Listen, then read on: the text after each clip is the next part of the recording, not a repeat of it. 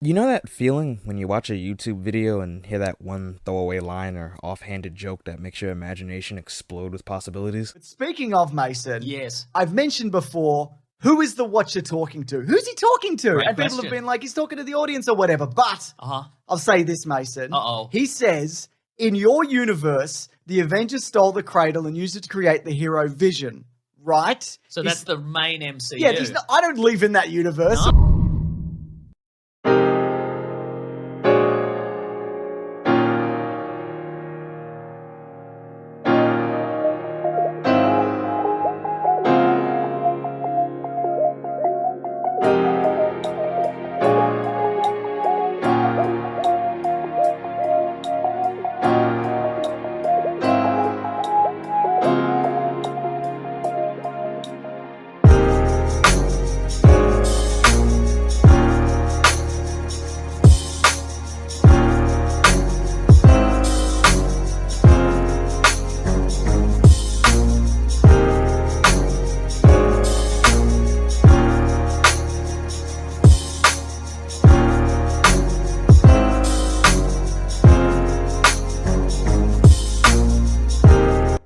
Who is Uato talking to?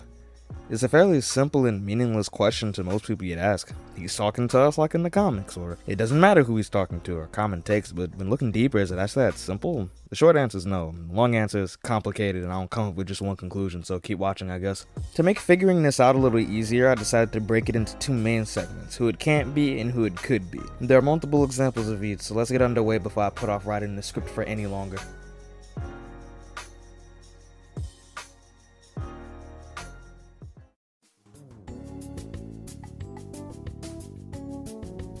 Over here, can I get a beer? Yes. First up on the chopping block of who it can't be is, well, the audience. He's pulling his cock out. A common argument I see a lot when it comes to this debate is that Uato is simply talking to the audience. They claim that in the original comics he's talking to us, so that must mean that in the show he's also just talking to us. But something about the way that Uato addresses us is a little off. Instead of speaking to us as if we come from a different reality, he instead speaks to us as if we come from the normal MCU. In your universe, the Avengers stole the cradle and used it to create the hero Vision.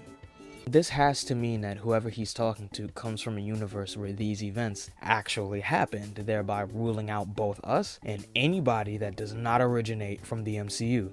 This is what I call pretty self-explanatory, but anybody who's confirmed dead. Assuming this takes place around the same time as Loki and other multiverse-related projects, this rules out a lot of characters that probably would have been disqualified anyway. Third should also be a no-brainer, the street-level characters, or alternatively, characters who don't normally deal with the cosmic side of the MCU. Aside from in crossovers, but you know what the fuck I'm talking about. These characters have less of a chance to even run into Uato, let alone be the people he's talking to. Now that that's out of the way, we can start talking about who it can and might be.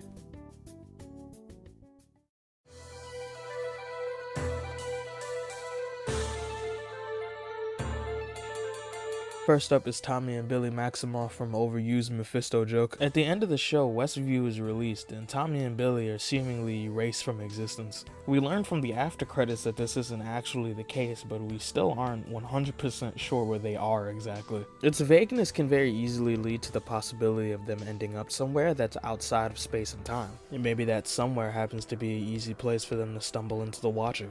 Or maybe I'm grasping at straws, really. It's up to you.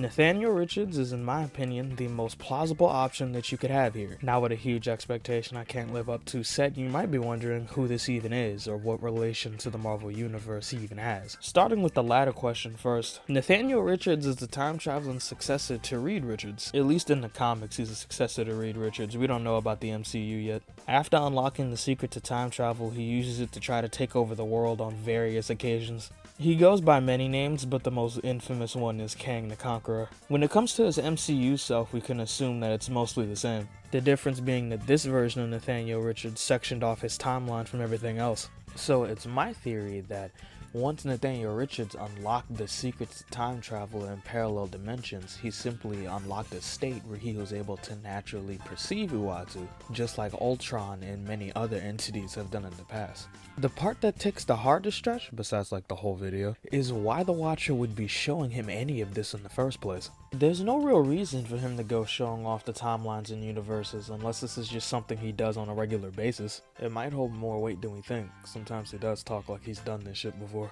He's on the wrong path. I could warn him, intervene. But the fate of his universe is not worth risking the safety of all others. Besides, I doubt he'd listen. March along, march along, march along, march along to the Merry Marvel Marching Society.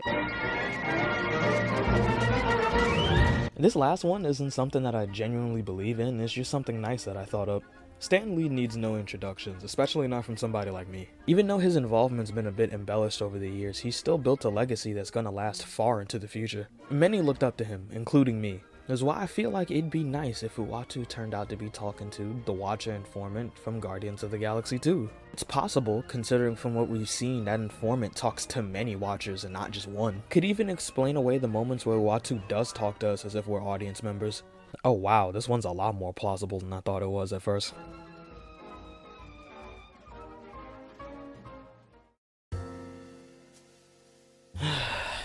Honestly, thinking back on it, it's kinda obvious that this was never meant to be answered. It's left mostly vague because nobody found it important enough to be more specific about it. Can't exactly say they're wrong, it doesn't matter that much. But that doesn't mean that it isn't still fun to think about. The upside to it being so vague is that the possibilities can be endless. Also, I got to test out a new style, but I mean, I guess I'll see you niggas next time.